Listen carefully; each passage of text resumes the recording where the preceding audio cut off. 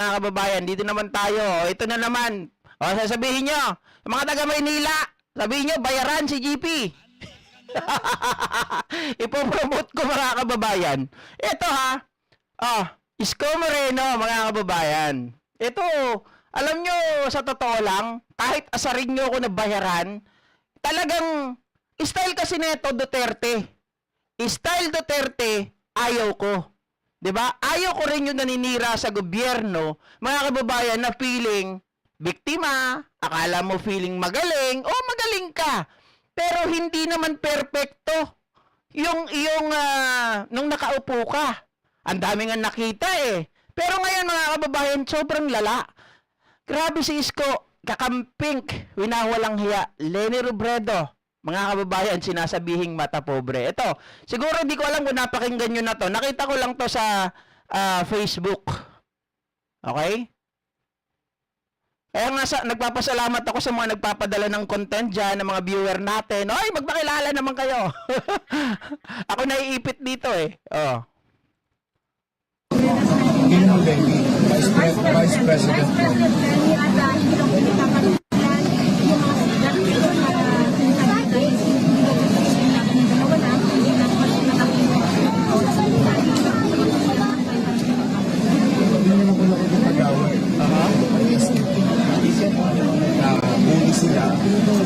Sila matapobre. Maliit ang tingin nila sa mataas ang pagtingin nila sa sarili nila, kaya sila nangihingi ng withdrawal ng iba nila. So wala nang away doon. We are just stating facts na ang mga pay at sila. Teka lang mga kababayan. Tingin ko pag oras, eto kasi yan. GP, bakit galit ka ba talaga kay Isko? Hindi naman. Kasi parang napapansin ko lang, nagiging personal sila. Kasi eto tingnan nyo. What is good thing about the pink?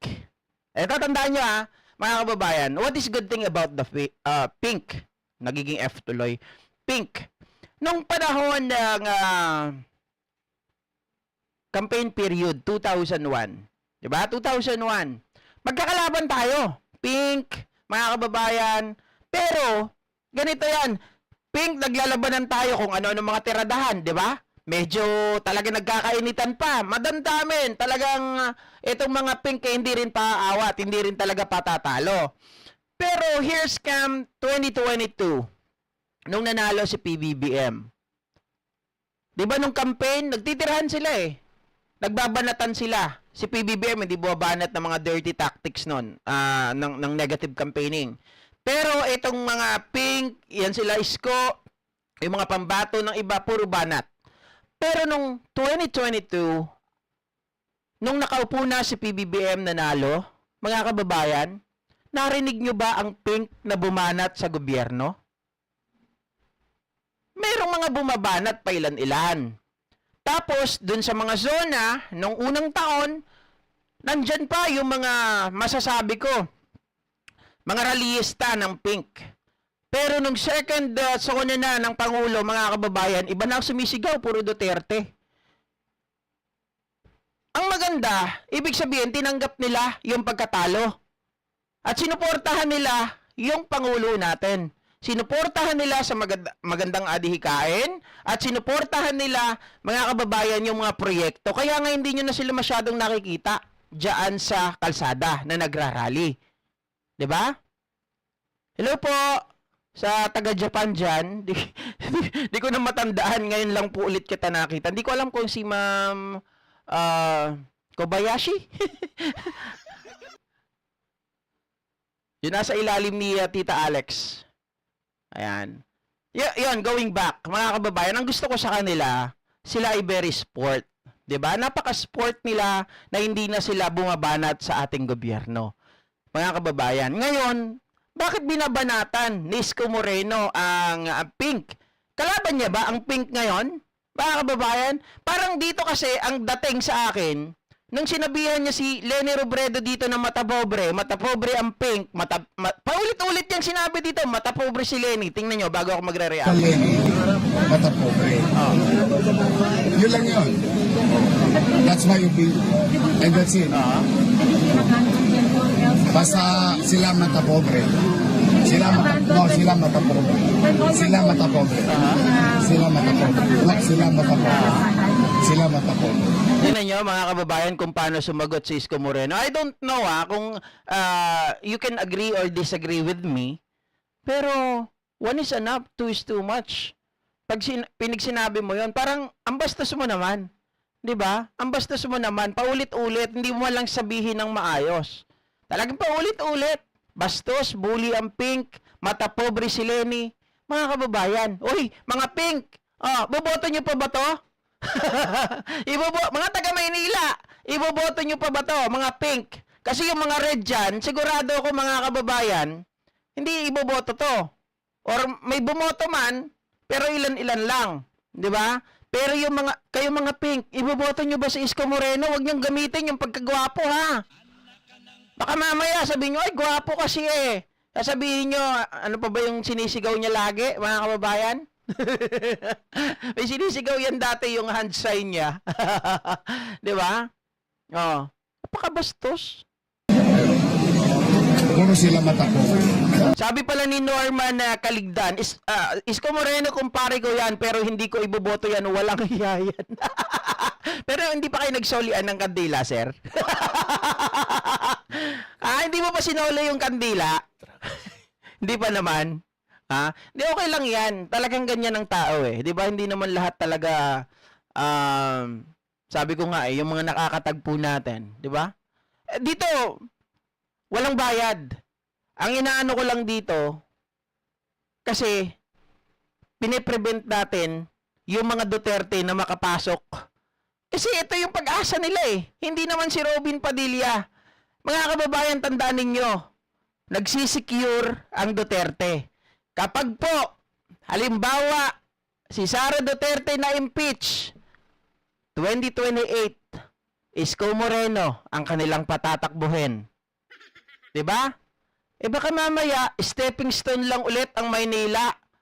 Para may gamitin sa kampanya ng 2028, mga kababayan, ipagbebenta na naman yung mga tawag dito, yung mga establishment dyan sa Maynila.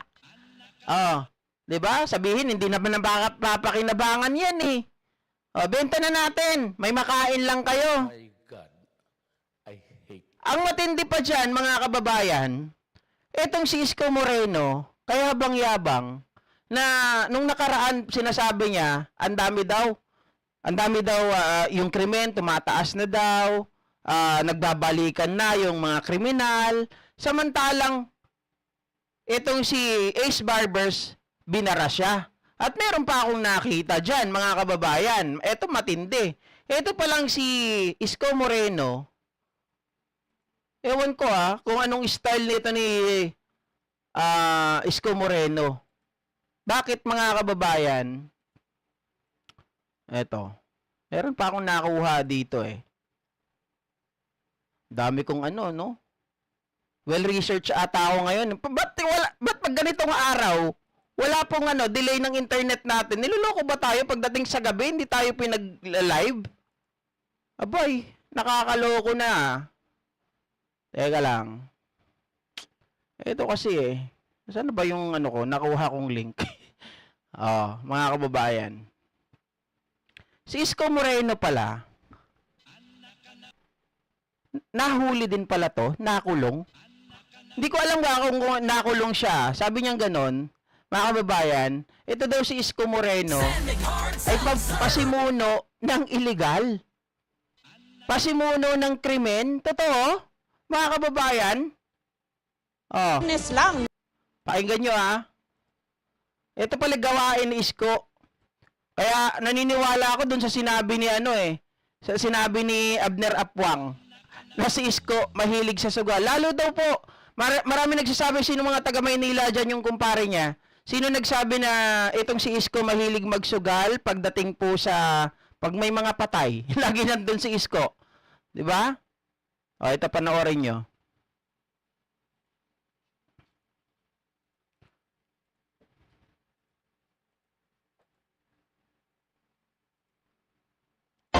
Nitong Biyernes lang, nanumpa pa sa isang peace covenant para sa eleksyon 2013 sina incumbent Manila Mayor Alfredo Lim at ang katunggali niyang si dating Presidente Erap Mga kababayan, baka sir, Romeo Macaraig, nagkamali ka lang ng type po Sabi niya kasi responsible father yan si Salvador. Responsible or irresponsible? I'm just asking, baka mali po kayo ng pagkakatype. Kasi ang type niyo dito, responsible father yan si Salvador. Paano? Estrada. Pero kinabukasan lang, nagbanggaan na ang dalawa. Kasunod ito ng Ayun, pag-aresto 2 joints. ng pulis kay Vice Mayor Isko Moreno, ang running mate ni Estrada sa isang pabingo sa Maynila nung Sabado. Ang sabi ng pulis, illegal gambling ang ginawa ni Moreno at ng kanyang mga kasama. Ang sabi ni Moreno at ni Estrada, harassment ito ng kampo ni Lim. Bagay na mariing itinanggi ni Lim. May report si Sandra Aguinaldo. Mapayapa raw nung una ang isang pabingo sa basketball court ng Barangay 374 sa Tambunting Street, Maynila. Pero maya-maya pa, nabulabog daw ang bingguhan nang arestuhin ang organizers nito sa pangunguna ni Vice Mayor Isko Moreno. Hinuli rin ang 5 pang kaalyado niyang konsehal at isang kumakandidatong konsehal. Idiniretso ang grupo sa presinto, isinailalim sila sa fingerprinting at kinulong. Paliwanag ni Police Superintendent Ricardo Layug, Commander ng Manila Police Station 3, winarningan nila ang grupo ng vice-alkalde na huwag magbibingo.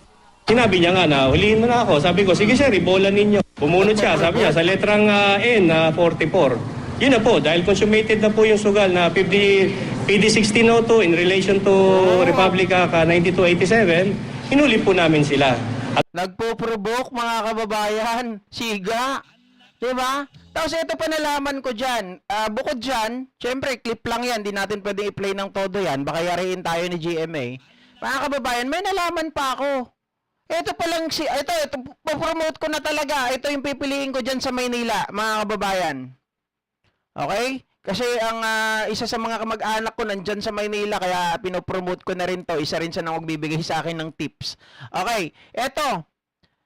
Si Isko Moreno pala, mga GP Natics, open ko lang yung aking yung na-research namin kahapon. Ito matindi. Nagulat talaga ako dito, si JDB ang unang nakakuha nito.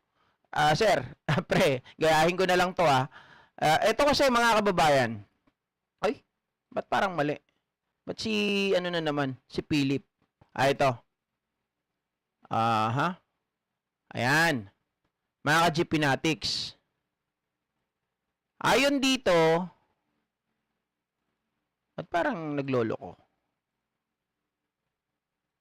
Ayan. Sabi dito, Maynila pays debt slowly but surely.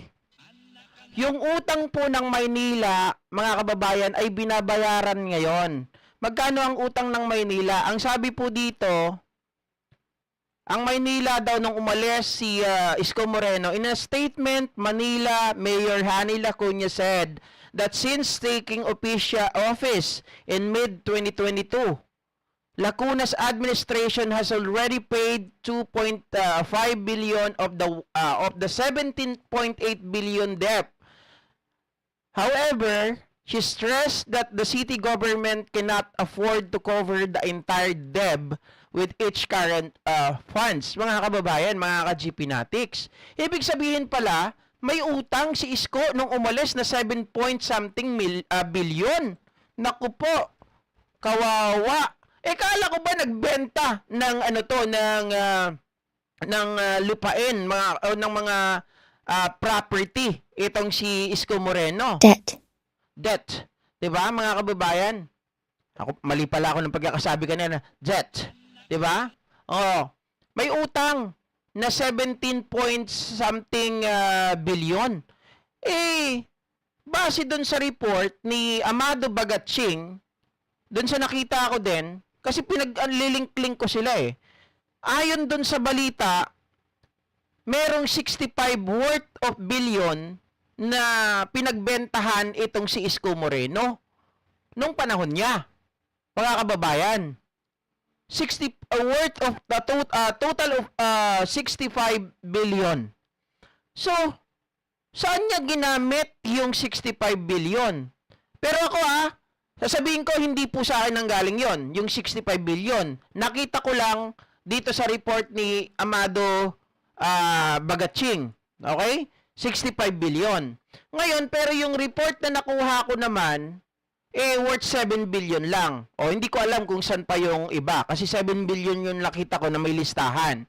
Pero ito, kung 65 billion, bakit hindi man lang nabayaran ni Isko Moreno yung utang, yung debt na 17.8 billion? Kung ang kanya naman palang pinagbentahan ng mga property na yan ay worth 65 billion. Mga kababayan, anong nangyari? Ha? Anong nangyari doon? Saan napunta? Tayo ay nagtatanong lang Wala pong ano rito. Hindi po, baka sabihin, libel yan. Hindi, nagtatanong lang tayo. Kung nagbenta ng mga ganon, di ba? Bakit mga kababayan, may utang pa rin? Ba't may utang pa rin? Ang Maynila, 17.8 billion pesos. Ang laki. Samantalang, kung sasabihin, gastos yan, utang yan nung COVID. Utang ng COVID. Nung panahon ng COVID, may utang na ganon. Bakit ang ibang city? Bakit ang ibang, yung Quezon City, Mandaluyong, Makati, hindi naman po nagbenta ng mga property?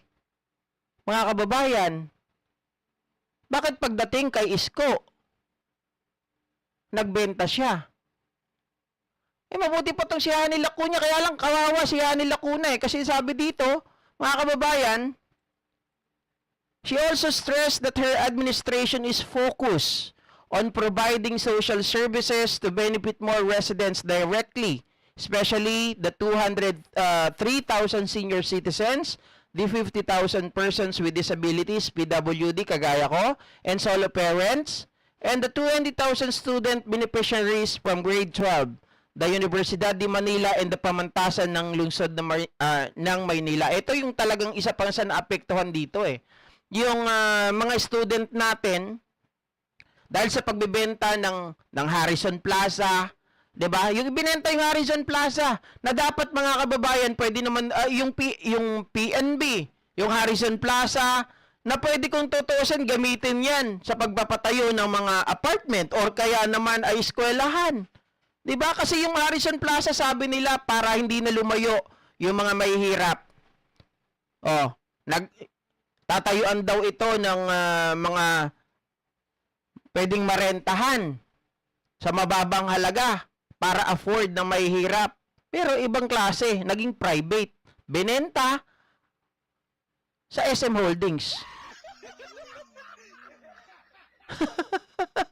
Sabi ni Nasty Vlog, Divisoria na nga lang idol, binenta ni Isko Yun nga po Kasi sabi niya, wala daw makain ang mga taga Maynila. Diba? Sabi ko nga sa inyo, lagi kong sasabihin, ang mga namumuno sa atin na very short-minded, huwag niyong iboto yan. Kasi walang sariling paraan. Diba? Walang sarili silang paraan pagdating sa mga bagay-bagay. Gusto niyo bang iboto yung mga tao na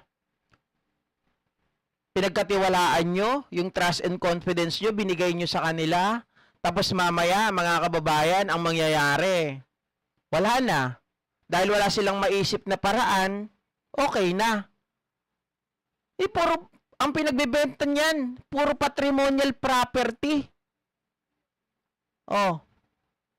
Ang focus tayo doon sa doon sa utang daw di umano na binabayaran ni Hani Lacuna ngayon. 'Di ba? 7.8 billion. Kung ikaw ay nakapagbenta, mga kababayan, kasi yung nasa listahan ko nga sabi ko 7 billion lang. Kung yun ang nasa listahan natin, ibawas man lang sa utang sana na 17 billion, di 10 billion na lang. Plus yung binawas ngayon ni Hani Lacuna na 2.5 billion, edi magkano na lang sana. Ang sabi pa ni Amado Bagatsing, dun sa nakita ko na report, Mga kababayan, worth 65 billion o patrimonial property daw ang nabenta ni Isko Moreno. Ano yon? Saan napunta yon? Hindi baga, yun ay ginamit din sa kanyang kampanya nung 2022 election? Or, mga kababayan, sabi baga ng iba, ay baka naman GPI ito ay nagastos sa sugal, ay baka mamaya ito ay kinasino, ay hindi ko po alam. Baka mamaya nga baka mamaya.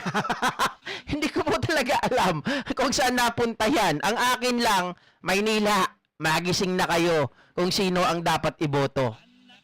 Hindi ko sinasabi, mga kababayan, wala rin akong pinopromote dyan na kandidato. Pero ang akin, kung ako magpo-promote, doon ako sa lesser evil. Hindi ko rin sinabi na perfect si Hanny Lacuna. Diba? Ang choice ko nga dyan, si Sam Bersosa Ang problema, si Sam Bersosa, nakitaan ko nung nakaraan. Sabi kong ganon, ba? Ayaw palang kinikriticize ni Sam Bersosa. Pag sinabihan mo siya, saan nang galing yung pondo? Pasusundan ka. Pag siya criticize mo, hahanapin ang address mo. Patay. Sabi ni Ricardo Tan, go Phil, matagal ko nang alam lahat ng sumasamba kay Demonyo Duterte, mga sip-sip, kasi pinairam sila ng demonyo ng pera at mga babae ni Kibuloy, lalo na si Boy Siling Matakaw. Totoo ba yan, sir? Pag meron tayong dyan, baka meron tayong, tawag dito, insight dyan, sir, bigay niyo sa akin, madala nyo.